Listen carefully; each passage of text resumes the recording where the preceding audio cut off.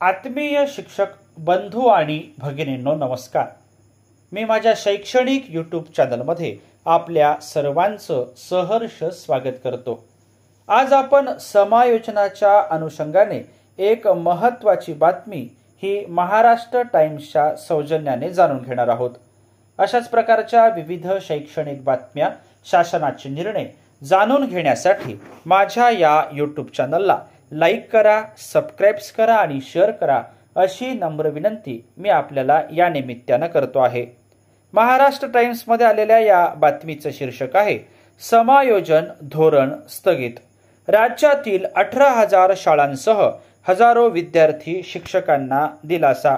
Maharashtra times खास प्रतिनिधी मुंबई यांच्या सौजन्याने ही बातमी आता आपण जाणून घेऊया।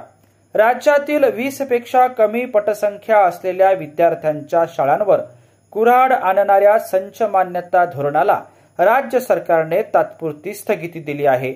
या धोरणानुसार सरकारी शाळांमध्ये शिक्षकांची संख्या निश्चित करण्याच्या निकषांमध्ये बदल करण्यात आले होते। या तात्पुरत्या स्थगितीमुळे हजारो विद्यार्थी आणि शिक्षक यांना तात्पुरता दिलासा मिळाला आहे। शिक्षण विभागाने त्यानुसार धोरणाची अंमलबजावणी थांबवण्याचे आदेश अधिकाऱ्यांना दिले आहेत। राज्य शासनाने 15 मार्च 2024 रोजी शासन निर्णय जाहीर केला। या शासन निर्णयानुसार 20 पेक्षा कमी पटसंख्या असलेल्या शाळांमध्ये एकाच शिक्षकांची नेमणूक होणे अपेक्षित होते। कोणत्याही इयत्तेचा वर्ग असला तरी एकूण विद्यार्थी संख्या 20 पेक्षा कमी असेल तर शिक्षकही एकच असेल असे स्पष्टपणे त्या निर्णयात नमूद होते। या धोरणामुळे सुमारे 18,000 शाळांमध्ये शिक्षकांची संख्या घटणार होती।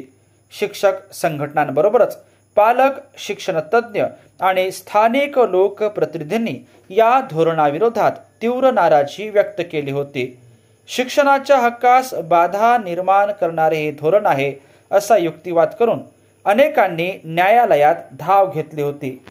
वर्धा जिल्ह्यातील 13 पालकांनी एकत्र येत केलेल्या याचिकेमुळे या मुद्द्याला विशेष चालना मिळाली। या याचिकेवर 5 मे रोजी सुनावणी घेत मुंबई उच्च न्यायालयाने समायोजनाची प्रक्रिया शासन निर्णयाआधी होती तशीच म्हणजेच यथास्थिती ठेवण्याचे निर्देश सरकारला दिले। याच्या अनुषंगाने माध्यमिक शिक्षण संचालक महेश पालकर सर यांनी सर्व शिक्षण अधिकाऱ्यांना पत्र पाठवून या निर्णयाची अंमलबजावणी पुढील आदेश येईपर्यंत थांबवण्याचे आदेश दिले। तसेच प्राथमिक शिक्षण संचालक शरद गोसावी सर यांनी 21 मे रोजी अधिकाऱ्यांसोबत झालेल्या बैठकीतही याबाबतची माहिती स्पष्ट केली होती। शिक्षक संघटनाकडून स्वागत पण सावध पवित्रा। शिक्षक संघटनांनी या निर्णयाचे स्वागत केले आहे, मात्र शिक्षण हक्काचा लढा अजून संपलेला नाही असे म्हणत त्यांनी ही तात्पुरती स्थगिती असल्याचे नमूद केले आहे। या धोरणामुळे ग्रामीण भागातील विद्यार्थी शिक्षणाच्या मूलभूत सुविधांपासून वंचित राहतील अशी चिंता अनेकांनी व्यक्त केली आहे। विशेषतः वर्धा, रत्नागिरी आणि सातारा जिल्ह्यांमध्ये या धोरणाविरोधात मोठ्या प्रमाणावर निदर्शने झाली होती।